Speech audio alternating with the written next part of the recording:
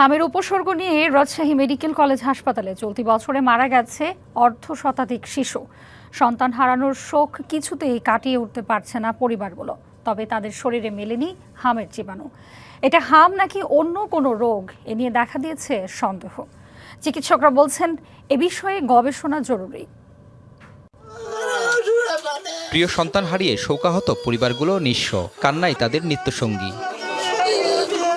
গত কয়েক মাসে হামের উপসর্গ নিয়ে শিশু মৃত্যু ভয়ঙ্কর হয়ে উঠেছে। মৃতদের অধিকাংশ 1 বছরের কম বয়সী। আমাদের বাচ্চা তো চলেই গেছে, আগামীতে যেন অন্য কোনো বাচ্চা এরকম মহামারীতে না মারা যায় সেদিকে সরকার যেন একটু নজর দেয়। হামের উপসর্গ নিয়ে মারা যাওয়া 70% শিশু চাঁপাইনবাবগঞ্জের বাসিন্দা। এছাড়া নাটোর, পাবনা, কুষ্টিয়া, মেহেরপুর সহ দেশের বিভিন্ন এলাকার শিশু রয়েছে। হামের উপসর্গ নিয়ে বৃহস্পতিবার পর্যন্ত রাজশাহী মেডিকেলে চিকিৎসা নিয়েছে 613 শিশু। এদের মধ্যে মারা গেছে 51 জন।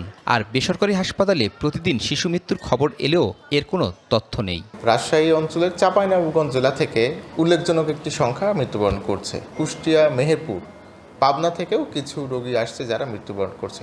কেননা এদের কারোরই কিন্তু আমরা হাম শনাক্ত করতে পারি নাই।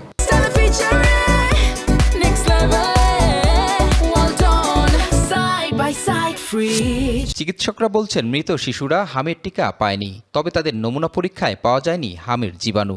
তারা হাম নাকি অন্য কোনো রোগে আক্রান্ত তা নিয়ে গবেষণা জরুরি বলছেন এই চিকিৎসক। যখন আমরা তার যে নমুনা সংগ্রহ করছি এবং পরীক্ষা করছি, দেখা যাচ্ছে অনেকের ক্ষেত্রেই এই হামের জীবাণু কিন্তু তাদের শরীরে পাওয়া যাচ্ছে না। তাই এটা নিয়ে আমাদের আরও বিস্তর গবেষণা করতে হবে যে আসলেই তারা কী কারণে মৃত্যুবরণ করছে। শিশুর জীবন রক্ষায় বন্ধ থাকা হামের টিকা 20 এপ্রিল থেকে আবারও শুরু হচ্ছে। শিশুদের মায়ের বুকের দুধ পান করানো সহ পুষ্টিকর খাবার দেওয়ার পরামর্শ চিকিৎসকদের। 6 মাস পরবর্তী সময়ে তাদের পুষ্টির কোনো ঘাটতি রয়ে যাচ্ছে কিনা। Sourav Habib, DBC news, Rajshahi.